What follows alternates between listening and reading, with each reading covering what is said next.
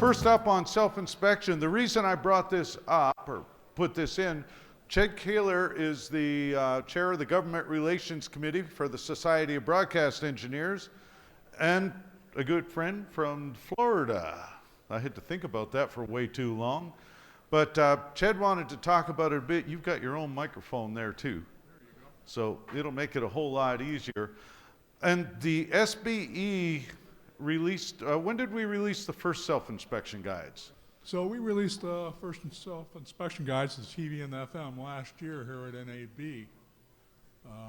So the self-inspection guides, for those that don't know, the 30-somethings in the room, are part of the Alternative Broadcast Inspection Program that the FCC, along with NASBA, developed back a number of years ago, back in the 90s.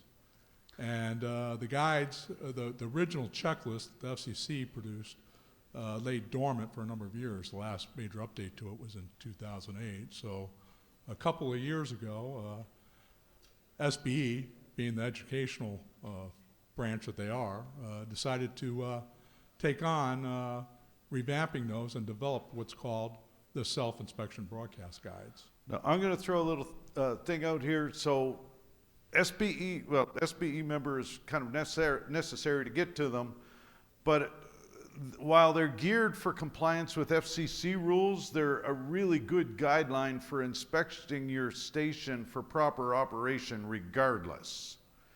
Okay, so the SBE is a worldwide organization. I mean, I'm chair of the Canadian chapter. I know there are chapters in Georgia, over in near, shoot, I can't even remember the name of it, where David's from. But the country, not the state. Near Russia. Thank you so much. And various other parts in the world. So these are just a useful resource no matter where you are in that regard. Yeah, so the guides are useful. They're more than just a checklist. For those that aren't familiar with them, when we were developing the guides, and if you could go on to the fourth slide there, the next one, we came up with this concept of, we started to come up with this concept of best practices, but then we decided within the committee that best practices weren't really applicable to all stations. So we call them recommended practices. So what you're looking at on the screen now is a recommended practice for legal IDs that came from the FM guide. And from that, it assists engineers in knowing, and station personnel in knowing how to present a legal ID on an HD2 stream, for example, and so on and so forth. So there's dozens of these within each guide. They cover all kinds of aspects of how to operate a station, you know, from calculating power levels at a transmitter site and so on and so forth, to EAS and so on.